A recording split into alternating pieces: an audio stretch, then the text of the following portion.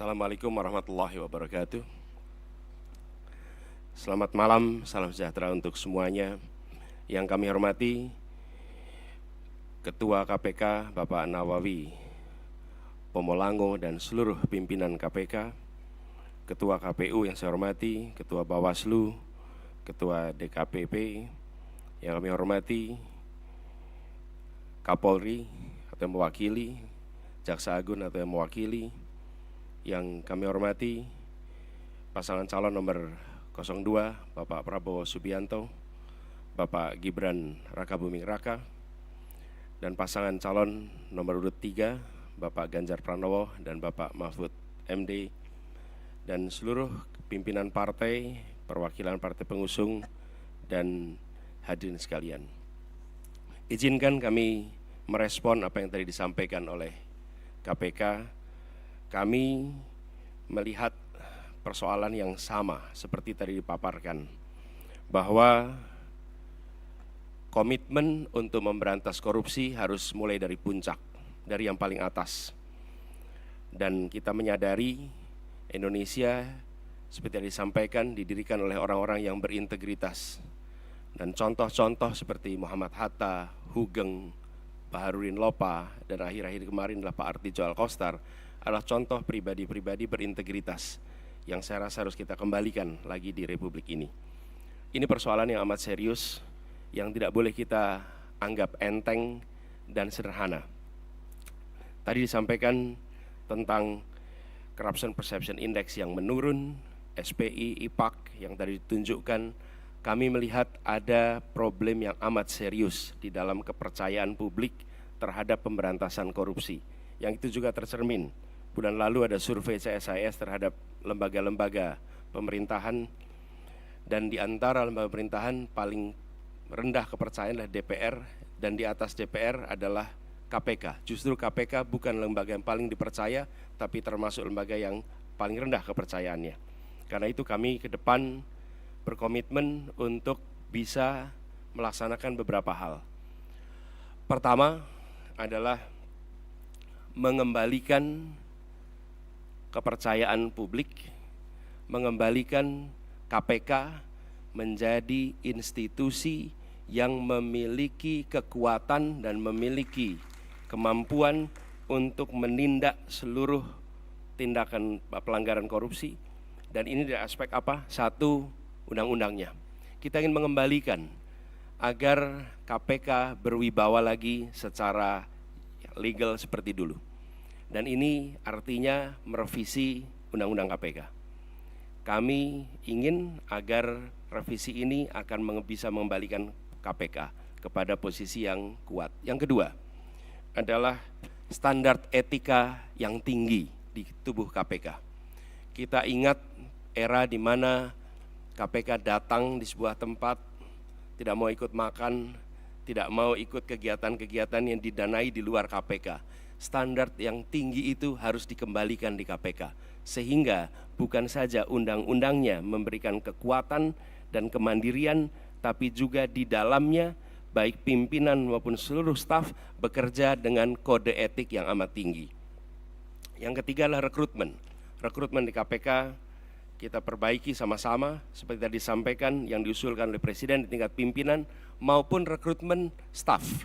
Bukan sekedar mencari pekerjaan, tapi menjadi tempat untuk memberantas korupsi. Ini hal pertama yang kami ingin lakukan. Yang kedua adalah seperti katakan tadi, optimalisasi LHKPN. Dan kami setuju, bila tidak itu dilaksanakan, maka bisa dilakukan demosi, bahkan reposisi atau sanksi yang lain. Lalu kami melihat perlunya kita menuntaskan undang-undang atau RUU perampasan aset.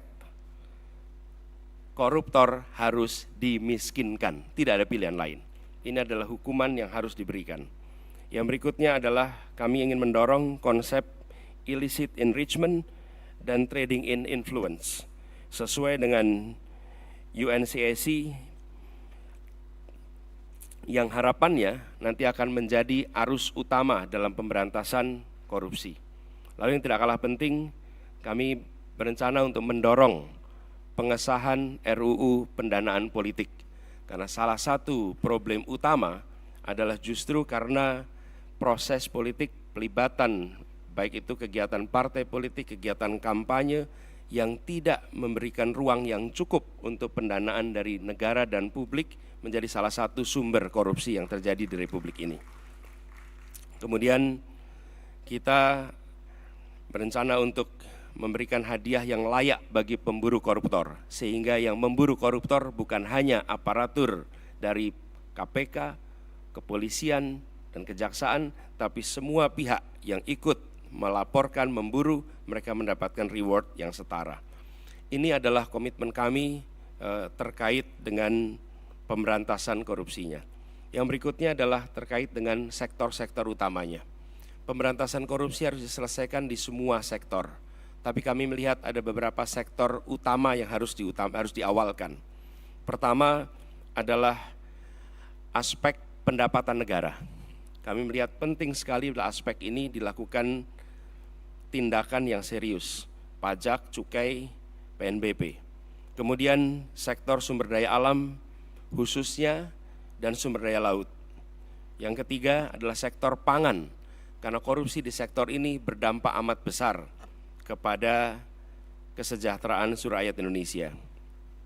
Yang berikutnya adalah yang ketiga, sektor layanan dasar, pendidikan, kesehatan, infrastruktur. Ini memiliki efek yang amat besar pada kualitas pendidikan, kualitas pelayanan kesehatan, bahkan kualitas perekonomian karena infrastruktur yang terganggu oleh praktek-praktek korupsi.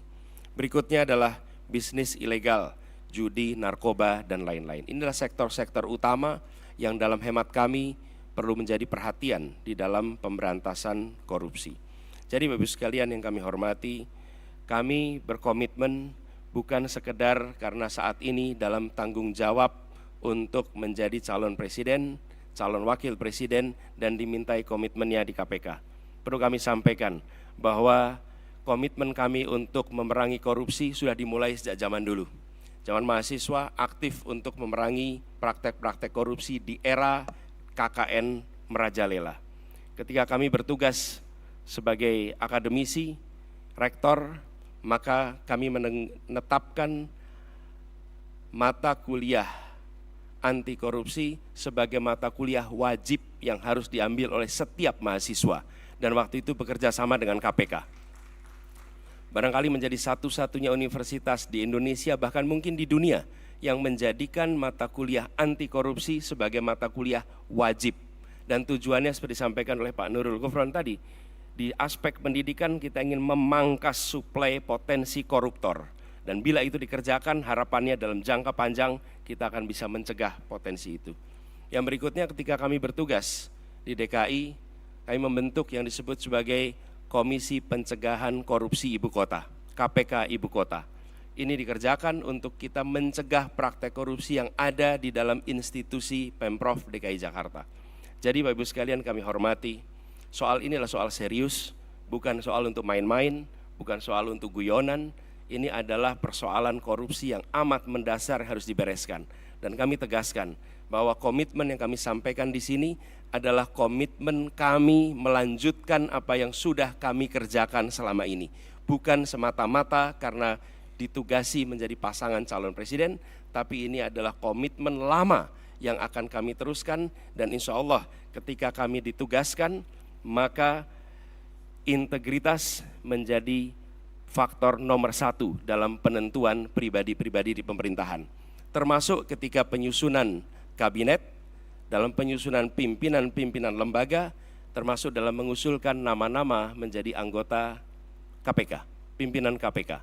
Ini semua bagian dari komitmen kita untuk mengembalikan agar kepercayaan rakyat pada pemimpin, kepercayaan rakyat kepada pemerintahan bisa pulih kembali. Dan dengan kepercayaan itu kami yakin Indonesia akan bisa meraih semua yang dijanjikan oleh kemerdekaan. Seperti yang disampaikan tadi, 4 hal itu hanya akan bisa tercapai apabila kita memiliki komitmen untuk menjunjung tinggi integritas, kompetensi.